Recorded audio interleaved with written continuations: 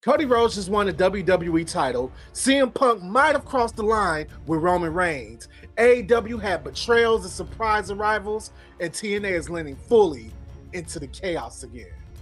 Let's talk about it on this episode of the Crimson Mass Show.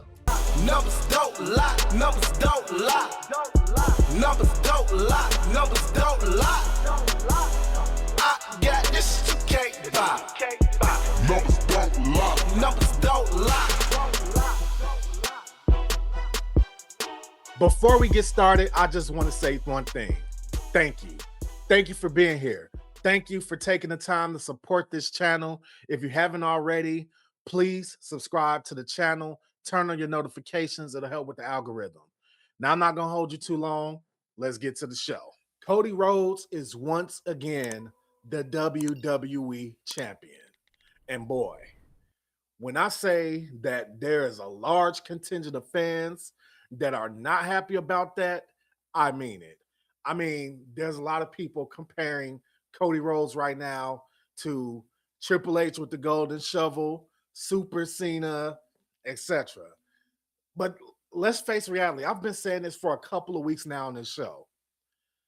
Drew McIntyre going into WrestleMania as the WWE Champion isn't the most appealing thing.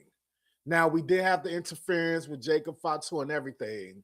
So my idea initially was that this is going to be a fatal four-way. And I'm still holding out hope that that's what happens. That we're going to see a match with Cody, Randy, Jacob Fatu, Drew McIntyre.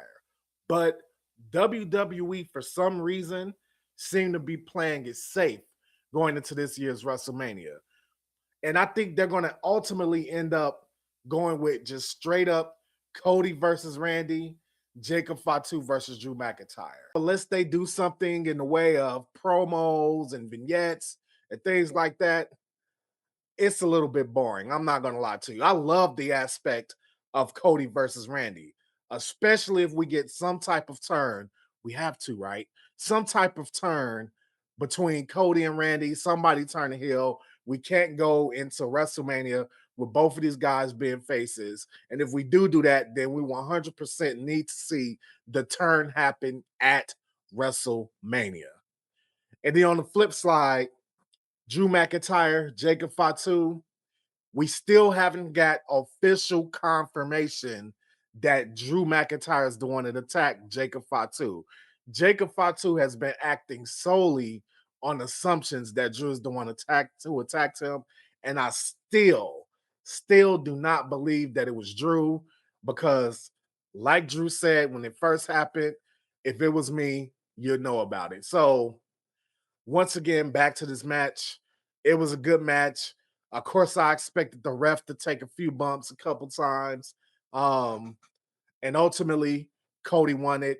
We could debate all day on whether or not Cody is being overpushed, overbooked, if Cody is becoming stale. But one thing I'm hoping that we could all agree on is that a match between Cody and Randy at WrestleMania is a hell of a lot better than a match between Drew McIntyre and Randy Orton at WrestleMania. If I wanted to, I can get real crazy with this shit. I can go fucking nuts, but I'm not. I'm not. Big CM Punk fan. One of my favorite wrestlers of all time. Big Roman Reigns fan. One of my favorite wrestlers of all time. Going at it. They dropped a fucking colossal promo on Raw. They were both giving it to each other. CM Punk, pause. They was both giving it to each other. CM Punk, Roman Reigns, going at it head to head. And CM Punk had to drop that last line. Oh boy. CM Punk had to drop that last line and said that he would bury Roman Reigns next to his father. Now, there's a couple of angles I could attack this at. First of all, we got a lot of fans that descend deep into kayfabe. Oh, how could he say that about Roman's father? How could he say that about Roman's father? I guarantee you that that was signed off with Roman Reigns before CM Punk said it. Ain't no way in hell CM Punk went out there and pulled the Hangman Page on Roman Reigns. We know that didn't happen. It hits too close to home for CM Punk. So all you fans talking about, oh, CM Punk, he disrespected Roman, da da da da da. Trust me, Roman signed off on it. But now to elevate out of kayfabe, let's talk about the actual line. Did he cross a line personally from fans and just a human perspective? I think he did. Me personally, I think it's the same way as Randy saying that Eddie Guerrero was in hell, or the death of Ric Flair's son being exploited on Raw. I don't like when they go that far. That being said, they did one thing right. They made this shit extremely personal going into WrestleMania. I heard the fans. I heard the whispers. I heard the yells of people saying, oh, this is a predictable main event at WrestleMania. Oh, we don't want to see Roman Reigns versus CM Punk. Oh, it's just another match. Well, now it's not just another match because now it's fucking personal. And the last few weeks, I've been letting my creativity run wild. I've been predicting Logan Paul is the masked man. I've been predicting Chris Jericho in the box. Fans have been loud and clear, and they've been very open with telling me, oh, you're wrong, you're wrong, you're wrong. I'm not going to let my imagination run wild on this. But what I will say, if WWE wanted to, if they wanted to, they can get real crazy and real wild with this shit if they really wanted to. Think about it. That line that CM Punk said can send shockwaves through the entirety of WWE because you didn't just disrespect Roman Reigns, you disrespected the entire Samoan dynasty. Roman Reigns said in this promo, oh, you're hanging out with my cousins, you got them full. Do you think CM Punk can now go to Jimmy, go to Jay, and have a calm, normal, respectful conversation? No, no. He just disrespected the entire family. So when you see CM Punk on Raw with Jimmy and Jay, you think that, and if they do this, they're dumb. Do you think CM Punk's going to be able to walk up to him and just say, hey, man, I know I said some things last week. I mean, if the response is anything other than an ass beating or a fuck you, then WWE's doing it wrong. Then you got the other aspect of it. If they really wanted to expand this into an even greater capacity, you could have The Rock get involved. I don't think it's going to happen. Let me not say it. Like I said, once again, creativity running wild. They could go that route. But if the rumors that are out there are true, you ain't going to be seeing The Rock because, there's some type of thing going on backstage between him and Triple H. But like I said, once again, that's just dirt sheet drama. So we don't actually know if that's what's going on.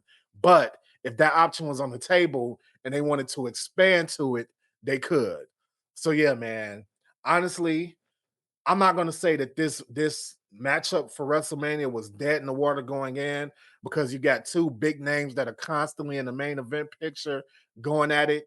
But if it's one thing in wrestling that makes wrestling good is when you make shit personal, and that's exactly what CM Punk did. I'm not even finna lie, bro. I'm not even finna lie. I've been waiting all week for this segment of this show, the Danhausen segment.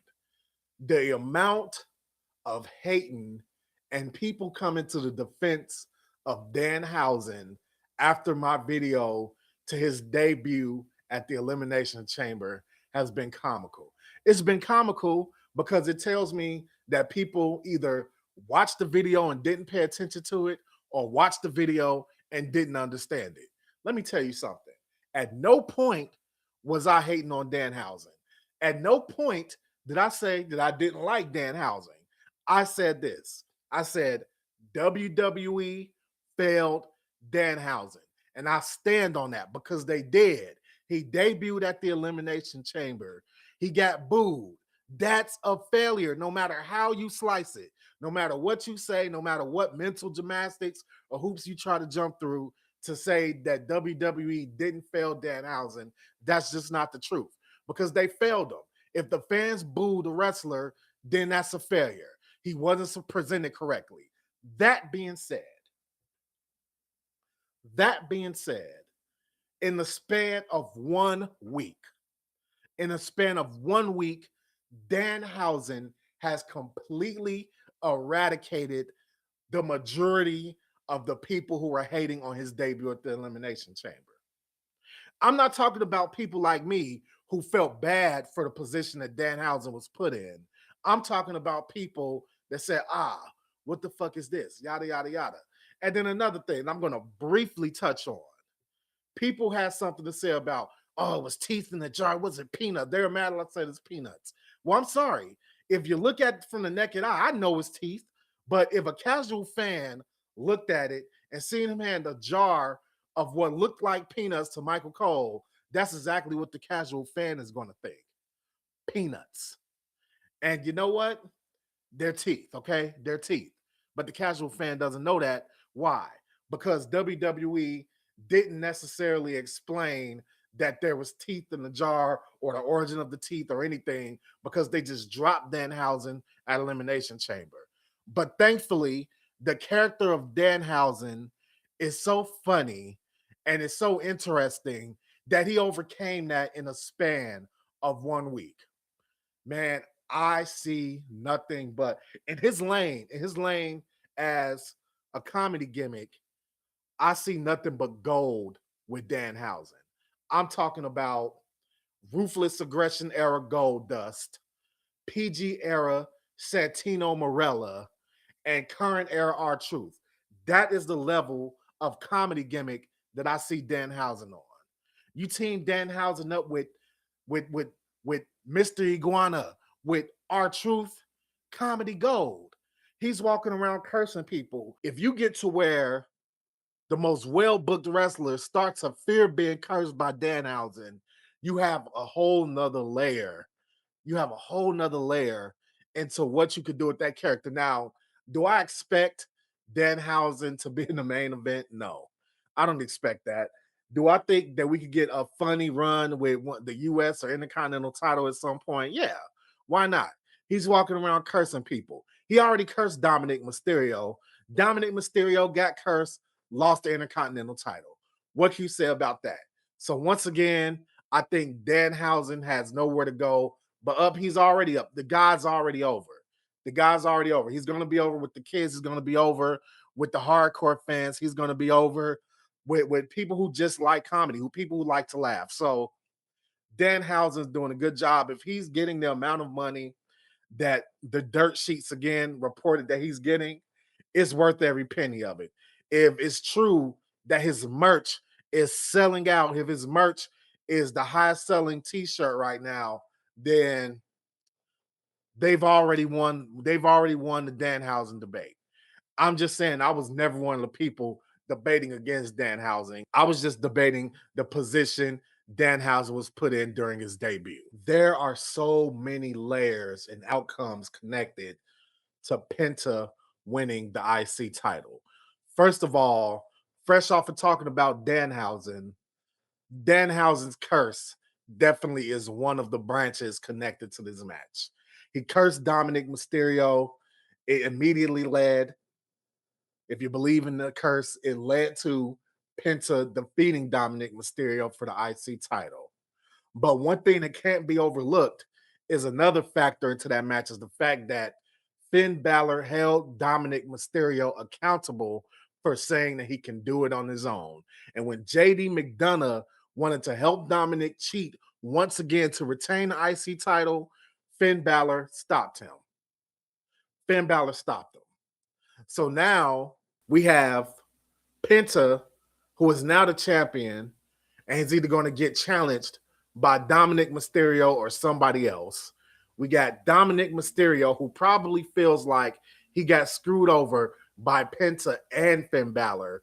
And then we have Finn Balor, who's probably going to be on the outs with the Judgment Day after what transpired on Raw. It's just going to be a big mix, and it could possibly lead to a triple threat match at WrestleMania between Penta, Dominik Mysterio, and Finn Balor. And I expect Penta to come away in that match if that happens, because the focus is going to be between Dominik and Finn Balor. But yeah, man, huge win for Penta, because I had concerns about how he's been booked since he came to WWE. Ray Phoenix, that's a completely different story. Um, I think it's clear, and I heard someone else say this. I think it's clear that when both of the Lucha Bros were signed, the guy they really wanted was Penta, and Ray Phoenix was just an addition to that. Because honestly, Ray Phoenix has been getting booked like enhancement talent on SmackDown. That's just the truth. But Penta was the true signing, which is why now Penta is the one winning the gold. And Penta is more than likely going to go into WrestleMania as the Intercontinental Champion and is going to have his match at WrestleMania. That's something he's going to be able to do now as the champion. And we're going to get some capacity of drama between Finn Balor, Dominik Mysterio, and the Judgment Day. And we're probably going to get some measure of Dominik blaming Finn, Penta, and Danhausen for him losing his title on Raw. So it'll be interesting to see where that goes. I'm excited for it. And congratulations to Penta, because I was getting worried about Buddy for a second. I'm so tired. What am I going to do? Quick shout out to our sponsor, W Energy. If you need focus without the sugar crash, this is that clean energy option. No jitters, no weird aftertaste. I use it when I'm ending or recording late. If you want to try it, use my code MFGDEEZ. That's MFGDEEZ at the checkout. Appreciate W for supporting the show. Now let's get back to this wrestling content. There's a lot to tackle here. The first thing I'm going to say is the WWE fans that make it a sport to hate on AEW, just stop. Just knock it off. Yeah, they're going to say, oh, well, he did the same thing to Johnny Gargano in NXT, and they're copying. Knock it off. The history of wrestling is copying. It was a callback, not copying. There's a difference. Copying is blatant and lacks creativity. This is a callback. He's reminding people that his heart is still black. He's Black Heart Ciampa. He's a psycho killer. That's what he's telling you. And another thing, while I didn't see it coming this soon, I seen it coming as soon as I seen him walk up the ramp, because I seen it before, and I always have it programmed in my mind that you can't trust Ciampa. Ciampa is just one of those guys, one of those characters where you should never expect him to play the good guy or to play fair or to be sane for quite too long. Because ultimately, his heart is going to turn black. He didn't come into AEW saying, oh, yeah, I'm here to, make AEW great and to be a great friend. No, he came in and he said that he wants his championships. And when he gets his mind put on it and he becomes obsessed, there's no greater character. I mean, yeah, there's greater characters, but there's no greater version of Ciampa than obsessed, unhinged Tommaso Ciampa. And that's what we get. And Mark Briscoe should have known better than anybody what Ciampa was capable of. Now, do I like the execution of it? No, not necessarily. I do think I would have liked to have seen Ciampa kind of build up this camaraderie and respect and all that stuff with Mark Briscoe for a little bit longer before he did this. Because it's one of those things, a leopard never changes his spots, a tiger never changes his stripes, and Ciampa never changes his heart. It's always black. So Mark Briscoe should have seen this coming. The FTR aspect of it, don't like it. I really do not need to see a stable with FTR and Ciampa, and then probably maybe eventually Johnny Gargano. Don't need to see that. Do not need to see it. But very welcome change. I'm very happy that Ciampa did this, because there's going to be a segment of AEW fans that have never seen the NXT run of Tommaso Ciampa, who are not familiar with his work, and now they're going to get that opportunity. I hope Ciampa is booked well going forward, and this is awesome. I can't wait to see what else they do with it. The battle for the crown of who is the most dangerous man in AEW continued this week. And this round was won by Swerve Strickland. He absolutely decimated Brody King and hung him out to dry on the ring apron. So far, man, I don't know. Like I said last week, this needs to be brutal. This needs to be bloody. That's what we need to see. Now, I'm not the type of person that shit on the idea of other fans. I think it's cool for fans to have different ideas and different levels of creativity. I'm just not one of those guys that when somebody throws something out to me, I shit on it, tell them they're an idiot, they're a moron. A lot of fans get off on doing that. I don't. I did have some fans tell me that they think it would be cool if Swerve Strickland and Brody King teamed up and were the most dangerous men in AEW. And I'm sorry, after what Swerve just did to Brody King, I don't see that ever happening. I don't see that ever happening. He beat the shit out of Brody King, embarrassed him, choked him, and it's embarrassing too because Brody King's a big dude, and he got his ass hung up by Swerve Strickland.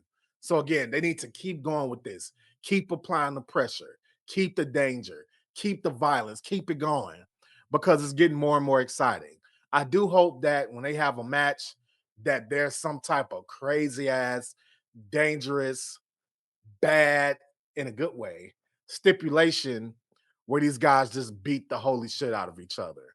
They need to keep going, keep pressing forward, and I'm excited to see it. I mean, really, there isn't a ton to talk about here. I'm with you guys. I'm sitting watching it right with you guys every week. We're seeing these two go after each other. I would like to see on the next episode of Dynamite, I want to see Brody King get his get back on Swerve Strickland. They need to keep going back and forth. They can't have a situation where Swerve is sneak attacking. And I didn't like that aspect of it, him sneak attacking Brody King. But when you give their size difference a consideration, I guess that makes a little bit of sense. But they need to go back and forth with this. Can't have Swerve sneaking up, beating up Brody King every week because that doesn't make sense. But so far, I think they're on the right track. And so far, I like the booking. Good job, Tony Khan. David Finley has arrived in AEW. Now, I'll be the first one to admit I'm not a liar, and I don't sit here and I don't front and I don't fake. Do I know the ins and outs and everything about David Finley? No. I know that David Finley was in New Japan. I know that David Finley is Fit Finley's son. I know his brother is in NXT. That's what I know about David Finley. But let me tell you, once again, I love it in situations in wrestling where even though I know so much about wrestling and have been watching it so long, I love when someone or something happens that I'm unfamiliar with because I'm able to look at it without biases and look at it from things they've done in other places.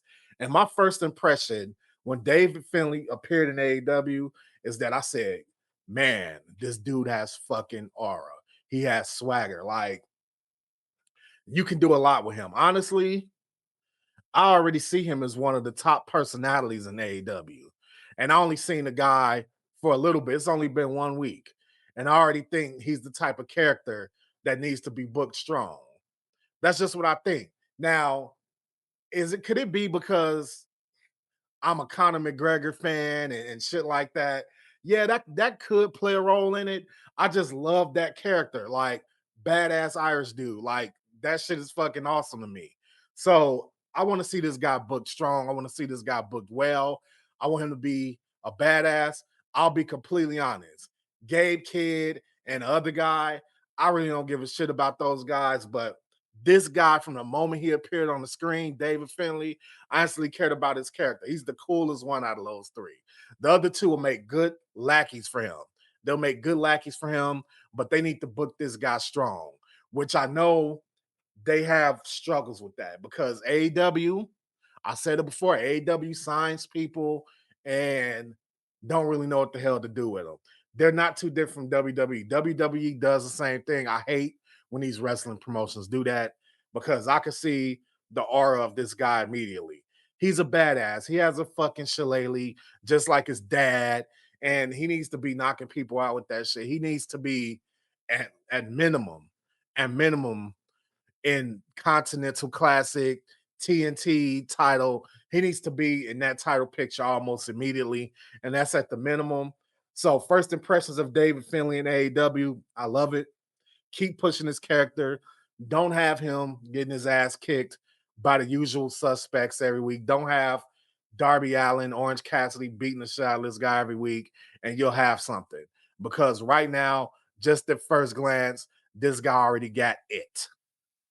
Why are these two women in every company outside of TNA always treated like shit? I get it. I fully understand it. I get it. The inspiration is a comedy gimmick. I get it. But they're both talented. They are a legit tag team. They're in the women's tag team division. They're exclusively tag team wrestlers. And if you guys have been watching me for long enough, you understand how I feel about tag team wrestling in general. I do not like two single stars being a tag team and then pushing their way up to the top of the tag team division. I like tag teams where both people are equal parts, or sometimes you might get a Michaels Jannetty situation. But for the most part, two equal parts working towards one goal. That's the inspiration. New to AEW, brand spanking new. Why was the decision made for them to get squashed like that in their debut match is beyond fucking me. And I would sit here and make it say, oh, it's an AEW bad booking thing, but that's just not true because they got the same treatment in WWE. I have no clue why these women who are good looking, talented, and funny getting squashed all the time, every time outside of TNA. I don't get it. I hope that they somehow bounce back from this. I don't want to see this shit week after week, them getting squashed. I don't want to see it. I get it. They're heels, they're arrogant heels, they're goofy, they're silly, but they're just like one of those teams that are these things but still win. Think like Edge and Christian. That type of thing. Comedy gimmick, two wrestlers that are funny, but when it comes to actually having the matches and being a tag team, they're pretty damn good. That's how they should be booked. They shouldn't have got squashed like that. They shouldn't have. I don't care necessarily that they lost, but come on, man, not a squash. Not a squash. We get it. They're a comedy gimmick. We get it. But they deserve better than that. I'm just being honest. I don't fucking like it. And I hope they do better with them. I think I told y'all before, I wasn't watching TNA during its inception, and I can't sit here and recite to you the entire history of TNA. But one person that I did know during that time period is ODB. And when I say when ODB appeared this past week on Impact, I was ecstatic to see ODB. I just like the character. I like her character. Now, it was a silly gimmick, involving dumping food on people, which I've never been a fan of. Food fights, dog food, all that, any type of food involved in the wrestling ring on the show. I don't like it. But I was so happy to see ODB that I didn't care about that. Did ODB slip on the food that she poured on the Elegance Brand? Yes, she did. But you know what? That didn't matter. Why? Because I was happy to see ODB. ODB looks good after her retirement. And honestly, I hope that this is the last time we've seen ODB. I hope she continues to show up on Impact because I'm happy to see her. And I feel like Impact could use a little bit of that ODB magic, that ODB edge, that ODB inappropriateness. I want to see it more. I hope she keeps showing up. Good to see ODB, man. Good to see ODB. Alicia Edwards kicking Moose in his nuts is one of the most inevitable things that I could think of in wrestling in recent memory. There's no way TNA expects a seasoned fan to not see this coming. Now, I'm not saying it's bad. I mean, it's entertainment. I'm just saying that we all know it's coming. The system betrayed Moose. So we're supposed to believe that Alicia Edwards is going to turn on her husband and side with another man because the way the group broke up wasn't right. Yeah, man, that's not happening. She's about to kick this dude in his nuts. Then she's going to join her husband like a wife is supposed to. And then they're going to terrorize Moose. That's what's going to happen. And kayfabe, Moose don't see it coming, but if this is an ordinary situation, I would definitely see it's coming. It's no way that he thinks that another man's wife is going to side with him. This is not going to happen. So we're just going to go on this journey. We're going to, watch her, pretend like she's on Moose's side.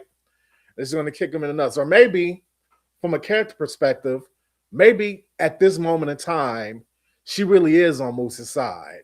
But then when it comes down to it, and she has to actually choose between Moose and her husband, she's going to side with her husband. And who's going to sit here and say it's wrong? And she's probably going to cut a promo right after that and just be like, hey, this is my husband at the end of the day, yada, yada, yada. So, Moose, my suggestion would be start wearing your cup now. Start wearing it now because eventually you're going to get a stiletto in the nuts.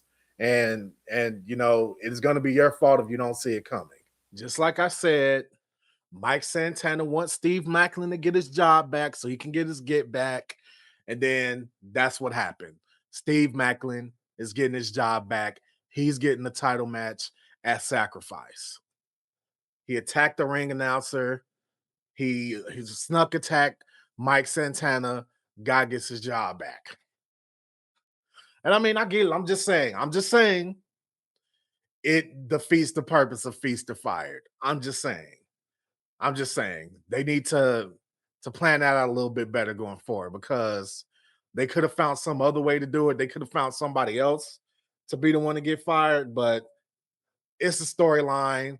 TNA needs something. You got to put something out there. So that's what they did. We'll see how the match goes. I'll be honest. Once again, I didn't come up watching TNA. Mike Santana, I mainly know Mike Santana's work from him being in AEW. So I don't know. Steve Maclin, I know his work as Steve Cutler. So, I mean, this is how I know these wrestlers. So I really don't got no opinion as far as like the wrestling aspect of it, but I can't talk about the execution of how the storyline is coming together. That's my favorite thing to do. And I mean, it's kind of obvious once he started attacking people, it was kind of obvious that Mike Santana was going to want this guy to get reinstated so he can get his revenge. Now, what I'm wondering, and I don't know if they said it or not, what I'm wondering is if Steve Maclin loses, does he get fired again? Because that kind of backs it into a corner, doesn't it? Because if that's the stipulation that they put in place, then it's like Santana has to lose, right? Because then this guy get fired again. What he's going to do? Terrorize the company some more? So, I mean, the guy bullied his way into getting his job back. It's a good little storyline. What we need to see on the next episode of Impact, we need to see Mike Santana cut a promo, if he hasn't done it already, is he needs to cut a promo basically calling Steve Maclin a bitch, saying that he cried and whined. He's not a man of his word. He couldn't take his punishment like a man. We need to see all of that because that's what will just add more fuel to this fire of this match. And I'm here for it. Let's see where they go with it, man. Let's see where they go with it. All right, guys, that's it. Thank you for watching the show. We're about to get out of here. And if you haven't done it already, please hit that subscribe button. It'll help us with the algorithm. I'll catch you guys next week. I'm MFGDs, and we out of here.